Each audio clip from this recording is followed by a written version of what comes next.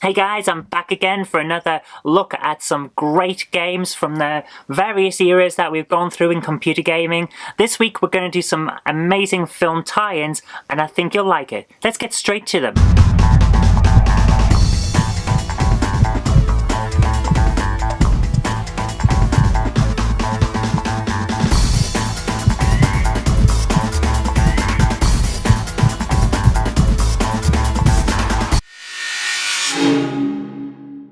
Aladdin is one of those 16-bit film tie-in platformers which were all the rage in the 16-bit era and was amazing. It's one of those few examples where it really stands out as a proper, decent game in its own right, but it is of course a film tie-in.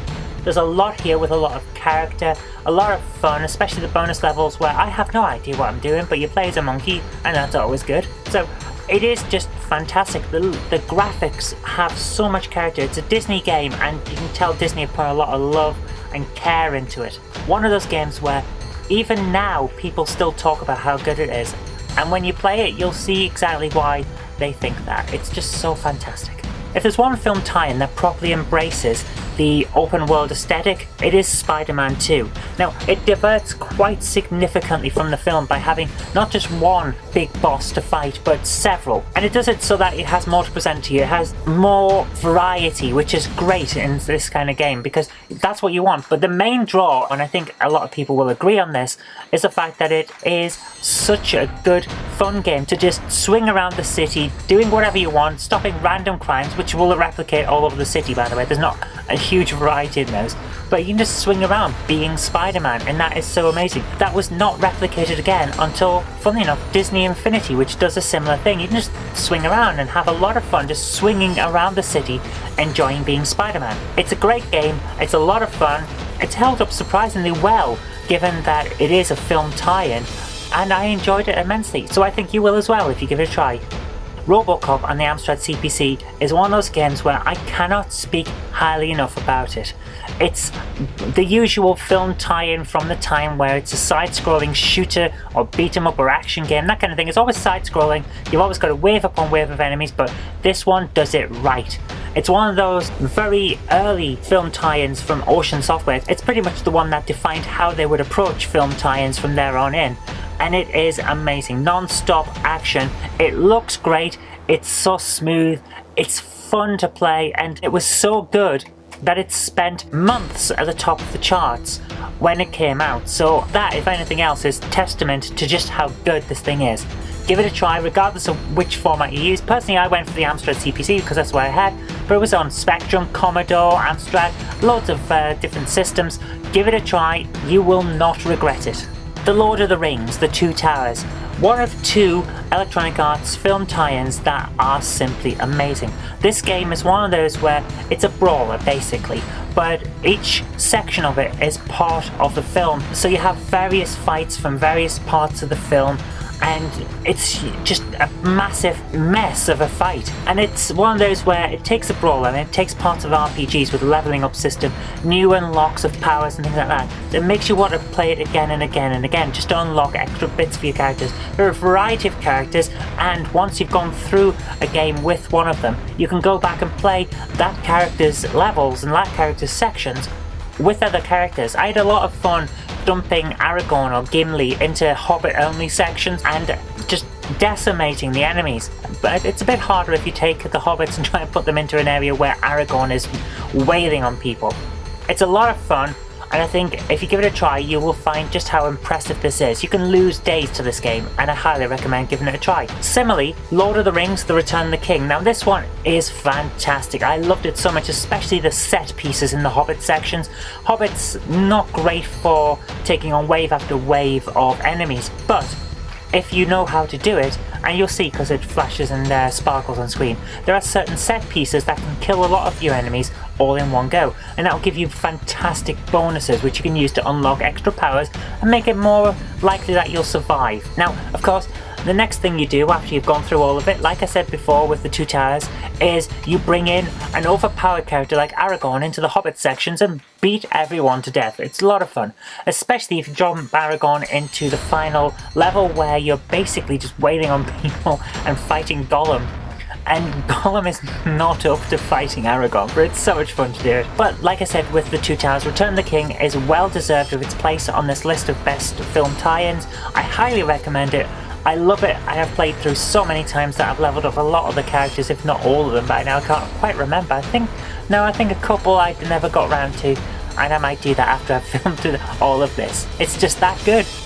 Blade Runner is one of those 1990s point-and-click adventure games that was so the rage at the time on the PC.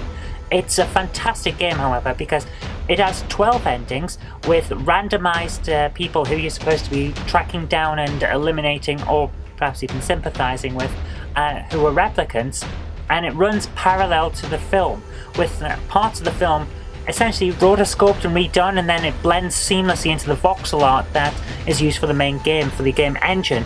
So you'll be watching a cutscene and it'll just fade and it'll be the game again, and it's hard sometimes to tell the difference between one part and another, which is very, very well done.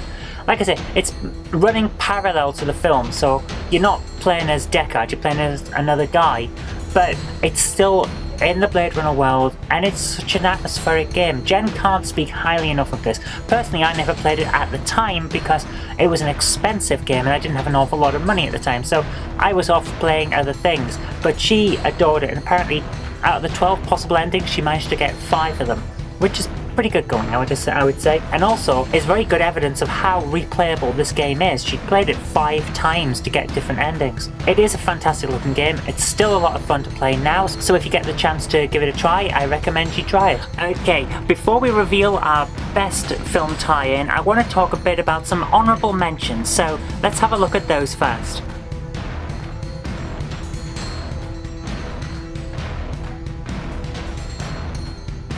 Okay, I've saved the best till last. The Thing. PlayStation 2, Xbox, doesn't matter which version you get, it is an amazing game. This thing is so atmospheric. It's a film tie-in, yes, but it's a survival horror film tie-in where whenever you're not looking at a character, you may find they become the Thing. It makes you question everyone that's with you. Your team could turn on you at any point, and often do.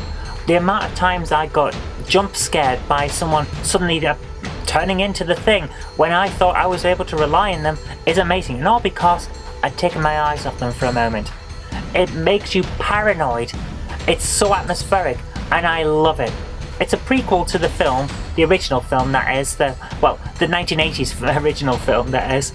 It gets a bit confusing when they keep remaking things. Yeah, the one that's actually famous is the remake. But it is a fantastic game, so good. Controls are great, the graphics are pretty good as well. I mean, Xbox and PlayStation 2, the graphics by that point were pretty good, and it adds to the atmosphere. You're stuck, you're stranded in the Arctic, and it is just so good. Give it a try. Go out and get a copy and give it a try, because I cannot recommend it highly enough. And there you are. I think you'll admit that The Thing is an amazing game, especially for the era where basically what you thought was like a brawler or the first person shooter or something like that. If you were lucky, you got that kind of game for your film tie-ins. This came along and went, this thing was a horror, so let's do a survival horror, and my goodness, they did it so well. I still think about that game now, even though I played it over a decade ago. My goodness, doesn't time fly? But it is such a good game, so I highly recommend you get a copy and play it. You will love it if you like games like I like games. Anyway, thanks very much for watching. I probably missed out all of your favourites, so if I had, don't do it on purpose. But then again, I haven't played every game ever made. I've only got a few thousand, and I know there are thousands more out there, so if I have missed off yours, please do let me know in the comments section, and I'll see if I can find it, and maybe we can do a review on it. Maybe we'll talk about it next time.